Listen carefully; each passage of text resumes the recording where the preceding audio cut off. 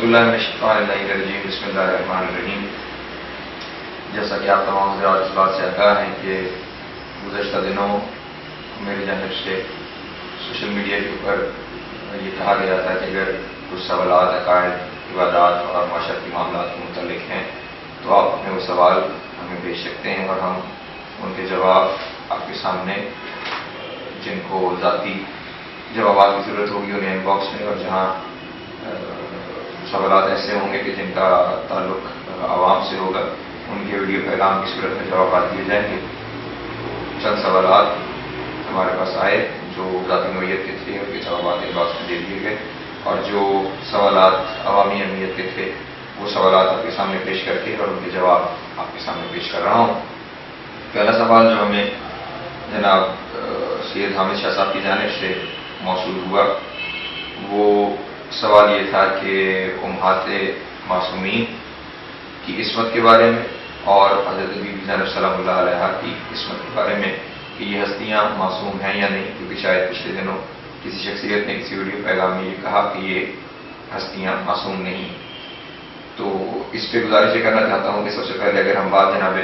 فاطمہ بنت اسد جو امیر المومنین کی والدہ ہیں اور جناب حضرت ابو طالب علیہ السلام کی پاکیزہ زوجہ ہیں ان کے متعلق اور ان کی عصمت کے متعلق، تو اس پہ گزارش یہ کروں گا کہ جناب فاطمہ بنت اسد کے لیے جب وہ خانہ کعبہ میں تشریف لے کر گئیں تو سب سے پہلے یہ سوال اٹھتا ہے کہ وہ گھر کے جسے خداوند عالم نے پاک و طاہر گھر قرار دیا ہے کہ جسے حضرت ابراہیم اور اسماعیل نے پاک کیا تھا، تو کیا وہ گھر اس بی بی کو رستہ دے گا کہ جو غیر معصوم بی بی ہے؟ کیا ان کے لیے کعبے کی دیوار شک ہوگی کسی غیر معصوم کے لیے؟ تو ایسا ممکن نہیں ہے۔ یقیناً وہ بی بی معصومہ تھیں، مقام عصمت پہ فائز تھیں، جن کی وجہ سے ان کے لیے کعبہ کی دیوار شک ہوئی اور وہ کعبہ کے اندر تشریف لے کے گئیں۔ اور اس معاملے میں انہیں جناب مریم پر بھی فضیلت حاصل ہے کہ جناب مریم کو تو خداوند عالم کے گھر سے بیت المقدس سے نکال دیا گیا تھا اس وقت کہ جب جناب عیسیٰ دنیا میں تشریف لانے والے تھے، لیکن جناب فاطمہ بنت اسد کو گھر کے اندر بلا لیا گیا۔ اور دوسری بات یہ کہ جب جناب فاطمہ بنت اسد خانہ کعبہ میں تشریف لے کر گئیں تو میرے پاس اس وقت بحار الانوار کی جلد نمبر 35 موجود ہے کہ جس کے اندر یہ بات لکھی گئی ہے کہ جب جناب فاطمہ بنت اسد خانہ کعبہ میں موجود تھی تو ان کی خدمت کے لیے جناب مریم کو بھیجا گیا۔ تو سوال یہ ہے کہ جناب مریم کی عصمت کے اوپر قرآن مجید کی نص موجود ہے۔ سورہ مبارک آل عمران کی آیت نمبر 42 کے اندر خداوند عالم نے یہ ارشاد فرمایا ہے فَإِذْ قَالَتِ الْمَلَائِكَةُ یا مریم اِنَّ اللَّهَ اصْطَفَاكِ وَطَهَّرَكِ وَاصْطَفَاكِ عَلَى النِّسَاءِ الْعَالَمِينَ۔ خداوند عالم نے انہیں معصومہ قرار دیا ہے، تو کیا خداوند عالم کسی معصومہ بیوی کو کسی غیر معصومہ کی خدمت کے لیے بھیج دے گا؟ تو ایسا ممکن نہیں ہے۔ یقیناً جناب فاطمہ بنت اسد بھی معصومہ ہیں کہ جن کی خدمت کے لیے جناب مریم کو بھیجا گیا۔ اور دوسری بات کہ جناب فاطمہ بنت اسد نے خانہ کعبہ سے جب امیر المومنین کو لے کر نکلی تو جناب فاطمہ بنت اسد نے ایک خطبہ ارشاد فرمایا کہ جس خطبے کو علامہ حیلی نے اپنی کتاب کشف الیقین فی فضائل امیر المومنین کے اندر نقل کیا۔ یہ کتاب اس وقت میرے پاس موجود ہے، کشف الیقین فی فضائل امیر المومنین، علامہ حیلی کی کتاب ہے۔ اس کتاب کے اندر بھی امیر المومنین کی دنیا کی تشریف آوری کے جہاں واقعات درج کیے گئے ہیں وہاں پہ یہ خطبہ موجود ہے، اور بالکل انہی الفاظ کے اندر یہ دوسری کتاب ہے نفس نفیس خاتمیت، جسے آقا وحید خراسانی کی کتاب ہے، اور آقا وحید خراسانی نے بھی اپنی اس کتاب کے اندر اس جناب فاطمہ بنت اسد کے خطبے کو کئی حوالوں کے ساتھ نقل کیا ہے۔ مثلا علل الشرائع سے شیخ صدوق، معانی الاخبار شیخ صدوق، امالی شیخ صدوق، امالی شیخ توسی، روضۃ الواعظین، الساکب فی المناقب ابن حمزہ توسی، ان تمام کتابوں سے، اور اس کے علاوہ پھر انہوں نے نیچے مزید اہل سنت کے بھی کچھ منابع جو ہیں وہ درج کیے ہیں۔ اس کے اندر جناب فاطمہ بنت اسد خطبہ دیتے ہوئے یہ ارشاد فرماتی ہیں کہ خداوند عالم نے حضرت مریم کو اس وقت کہ جس وقت مجھے بلایا گیا اپنے گھر سے بھیج دیا تھا، اور انہیں جب خوراک کی ضرورت پڑی تھی تو اس وقت انہیں یہ کہا گیا تھا کہ ایک خوش کھجور کا درخت ہے وہ اسے ہلائیں اور وہاں سے وہ کھجور آئے گی اور وہ اس کو تناول فرمائیں۔ لیکن جناب فاطمہ بنت اسد یہ ارشاد فرماتی ہیں کہ میرے لیے جنت سے خوراک آئی اور میں نے جنت کے کھانے کھائے، تو یہاں پہ جناب فاطمہ بنت اسد جناب مریم کے مقابلے میں اپنی فضیلت بیان کر رہی ہیں. تو اگر ہم جناب مریم کی عصمت کے قائل ہیں تو پھر جو بی بی جناب مریم پر فضیلت رکھتی ہے یقیناً وہ بھی مقامی عصمت پر فائز ہے. اس کے علاوہ ایک اور کتاب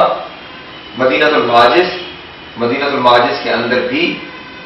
یہ چیز موجود ہے. اور ایک اور حوالہ جو میں آپ کے سامنے پیش کرنا چاہتا ہوں وہ یہ کہ اسی مدینۃ المعاجز کے اندر یہ حوالہ موجود ہے کہ امام علی رضا علیہ السلام نے اپنی زوجہ اور امام محمد تقی علیہ السلام کی والدہ کے بارے میں یہ ارشاد فرمایا کہ یہ بی بی مریم کی طرح طاہرہ، مطہرہ اور مقدسہ ہے، اور میرے بیٹے کا دنیا میں آنا ایسے ہی ہے جیسے جناب عیسیٰ کا دنیا میں آنا ہے. تو جب معصومین علیہ السلام کی زبان سے اور ان تمام دلائل کے ذریعے یہ ثابت ہوتا ہے کہ تمام ائمہ کی جتنی امہات ہیں وہ تمام امہات معصومہ ہیں اور پاکیزہ ہیں. اب بات آتی ہے جناب سیدہ زینب سلام اللہ علیہ بنت امیر المومنین علیہ السلام پر. تو یہاں پہ جو ہے وہ ہمارے پاس کئی دلائل موجود ہیں جناب زینب کی عصمت کو ثابت کرنے کے لیے. ایک تو یہی کہنا کافی ہے کہ خود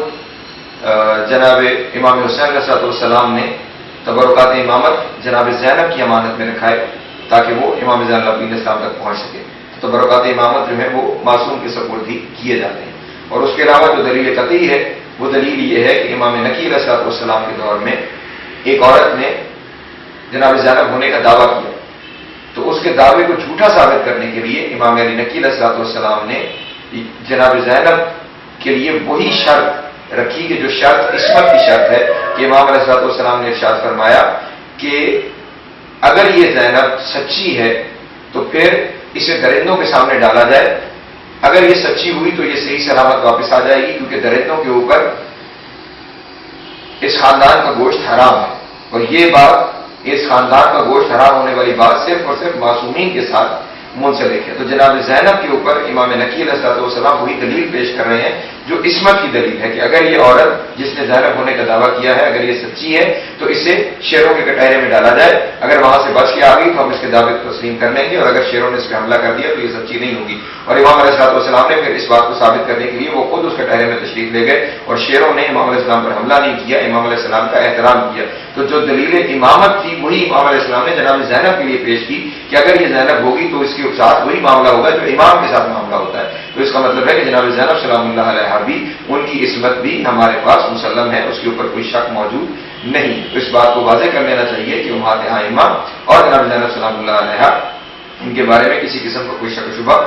نہیں رہنا چاہیے ذہن میں کہ یہ بیبیاں، یہ پاکیزہ ہستیاں معصوم تھیں. اب جہاں پہ کسی کے حساب سے یہ کہا گیا کہ وہ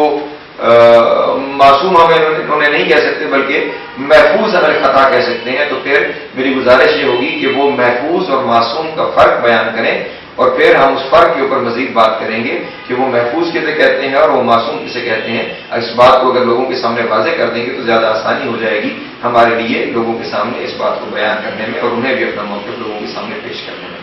السلام علیکم ورحمۃ اللہ وبرکاتہ.